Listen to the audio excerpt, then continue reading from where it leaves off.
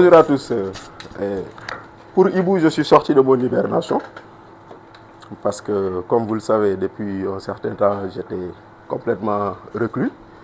Parce que, je vais dire, Ibou m'a tenu compagnie à Rebeuss. Exceptionnellement, j'ai reçu son livre à Rebeuss et il me l'a dédicacé un certain 14 juillet. Donc, un clin d'œil encore à la France, comme toujours avec lui. Et du 14 juillet à ma sortie, presque tous les jours, je lisais et je relisais ses écrits. Et ça m'a beaucoup tenu compagnie. Et ne serait-ce que pour ça, il fallait que je vienne là pour lui dire merci Ibou. Parce que c'est le grand qui n'appelle jamais.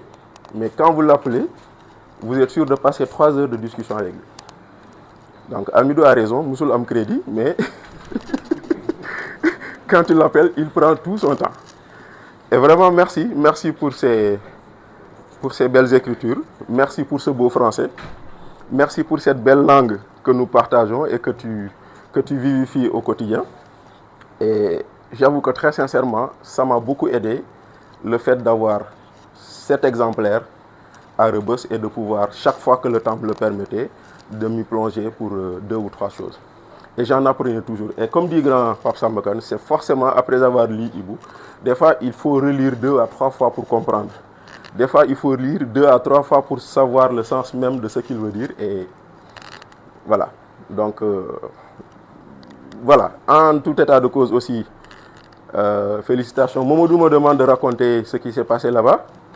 Je veux bien le raconter, mais comme je ne veux pas passer tout le temps ici, je laisse à Serigne Saliou et à Ibou le soin de décider qui sera mon prochain éditeur pour raconter tout ce qui s'est passé là-bas. Voilà, parce qu'au moins je dois ça à beaucoup de personnes qui m'ont demandé, qui m'ont beaucoup soutenu. Je pense à ma sœur Nafi Diallo, je pense à d'autres, je pense à Amidou qui a animé les chroniques à ma place le temps que j'étais en séquestration, parce que c'était rien d'autre qu'une séquestration. Bon, voilà, on sait ce qui s'est passé, tout le monde sait, il n'y a pas besoin de revenir là-dessus. Mais peut-être juste une question à Ibou. Juste une question. Bon, peut-être une suggestion d'abord sur les chroniques. C'est vrai que nous sommes habitués à lire les chroniques.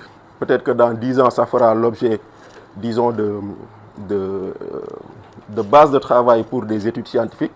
Mais ça aurait été bon de rajouter à côté la date de publication de la chronique. Ça permettrait demain, après, ou peut-être même un petit contexte. Parce que j'ai vu ça avec les portraits du livre de Pape Samba. Le portrait ou l'évolution qu'il y a eu par la suite. Parce que certaines informations ont mémoire corrective. Dans mémoire corrective à côté, il y a toujours un petit extrait ou un petit encadré qui renvoie au contexte dans lequel l'article avait été publié ou bien l'évolution de cette information. Donc ce serait bien peut-être que s'il y a une réécriture, qu'on mette la date de publication de la chronique pour mieux contextualiser.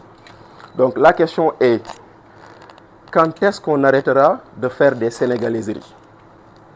Parce que je pense que nous en sommes à l'édition 8.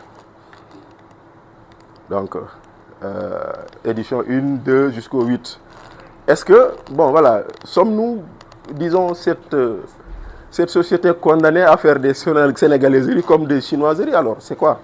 Pourquoi nous, forcément, tous les jours, des sénégalaiseries? Merci beaucoup.